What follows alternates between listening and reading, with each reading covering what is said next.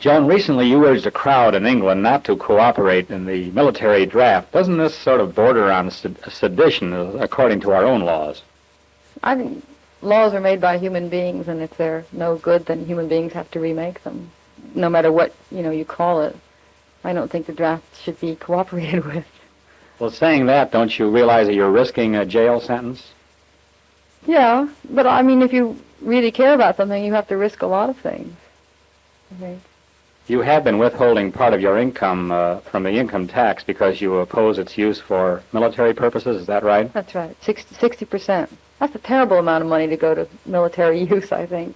If somehow I believe that the armaments were going to do somebody some good, then it would be harder for me to make a decision, but they're so impractical and useless. And all I could possibly do is blow everybody up. So, aside from the fact that morally I don't think they're any good.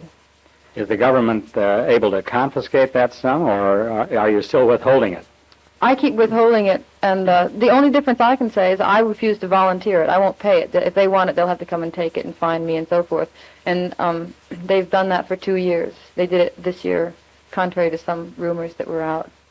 But they sort of have the power to do whatever they want, and they just come to the bank and take it. There have been reports that you are operating a school for pacifists in your home. Where is it, up in El Monte? No, in Carmel Valley, I now own a school.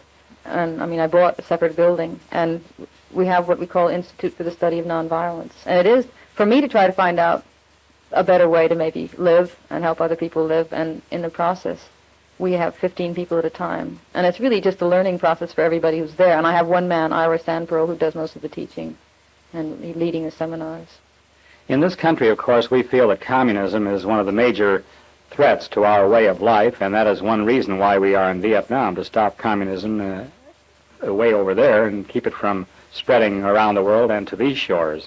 Don't you share this opinion? No, I think the boogeyman is not communism or any ism. I think it's hatred. And if we can do all the things that the communists do, for instance, we run a dictatorship in Vietnam ourselves and will not allow a free election. If we can do that, then how can we say, that the communists are that terrible, and if the communists take over, that's, and so it couldn't really get any worse than it is, and we're doing everything the communists are doing. And I just don't think that the communists are the big threat. I mean, obviously to the Russians, we are the big threat, and we change enemies periodically, so I don't think that the communism is the terrible thing to fear.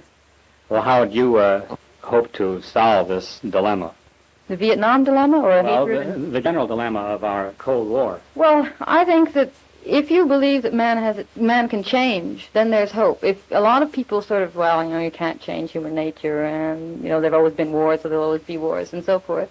And if you think that, then I really think you might as well just give up and drop dead, because we will blow ourselves up. But I think that there's a faintest chance of people cooperating with each other if you can put aside things like hating this country or hating that country or hating this person. Only if there is a real brotherhood of all people, in the whole world, I think, is there any possibility of us surviving for a while. Joan, there have been some demands that these public demonstrations against our policy in Vietnam border on the treasonable, if not actually being treasonable. Well, what is treasonable? I think killing people is treasonable. And I think I have as much a right to judge what I think is terrible as any other person who ever made laws. And I think laws were made, if laws are no good anymore, then you've got to change them. We're the only people who can change them. If I really think they're lousy international laws or national laws, then I've got to do my best to make them better.